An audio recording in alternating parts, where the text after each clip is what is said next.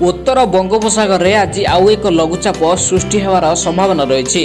आउ यार प्रभाव रे आज 26 तारीख पर्यंत राज्य में विभिन्न स्थान में प्रबल वर्षा होवार संभावना रही।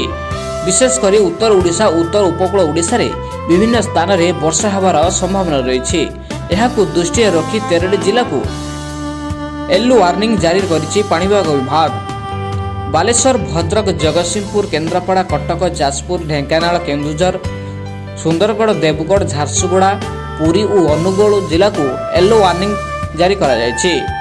सेहीपरि आसंता काली बालेश्वर भद्रक जाजपुर केन्द्रापड़ा जगतसिंहपुर कटक मयूरभंज केन्दुझर और ढेंकानाल वर्षा होबार संभावना रही। यह सब जिला को काली पाई ऑरेंज वार्निंग जारी करा जायछि।